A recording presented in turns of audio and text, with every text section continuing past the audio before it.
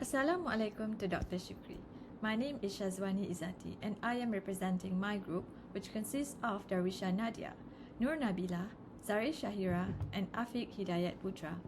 The topic for this presentation is invisible hazards in semiconductor clean rooms and how air contaminants affect workers' health.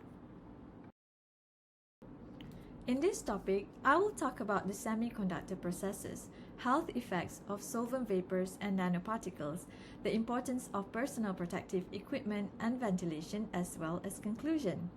Today, we're looking into something most people never think about, the hidden hazards inside semiconductor clean rooms. Even though these environments look spotless, the air inside can contain invisible contaminants that affect workers' health. This is the basic semiconductor manufacturing process. It begins with wafer preparation, followed by coating, lithography, etching, cleaning, and finally packaging. At each step, chemical solvents and ultra-fine particles are used to create tiny circuits that power almost all of our electronic devices. Although this work happens inside clean rooms, these rooms are designed mainly to protect product from dust, not to remove chemical vapors or nanoparticles. These invisible contaminants can remain in the air and pose risk to workers. Solvent vapors are invisible, just like this mist, except in real clean rooms. They may contain chemicals like isopropyl alcohol, acetone, or photoresist vapors. Nanoparticles are produced during etching, deposition, and high-temperature processes. These particles are so tiny they can travel deep into the lungs. Respiratory effects include coughing, irritation, reduced lung function, and inflammation.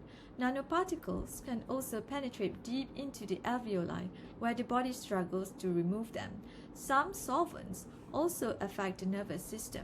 Workers may experience headaches, dizziness, memory issues, or long-term neurological effects from chronic exposures. Because clean rooms do not remove chemical vapors, personal protection becomes essential. Masks, especially respirators, help reduce inhalation of particles. Gloves protect the skin from chemical absorption, and safety glasses prevent exposure to irritants and splashes. Other PPE are also equally important. Some of the protective measures and training related to PPE are gowning procedures to ensure correct techniques for protective equipment, respirator fit testing, ensuring proper seal and protection, as well as emergency response, which emphasizes on protocols for chemical exposures incidents. Ventilation systems, such as local exhaust ventilation or chemical fume hoods, help remove vapors from the workspace.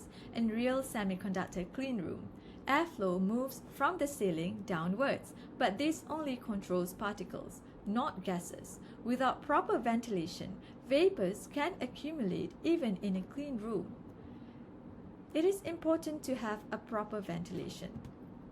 Local exhaust ventilation systems, LEV systems, capture and remove hazardous vapors and particles at their source to prevent contamination spread.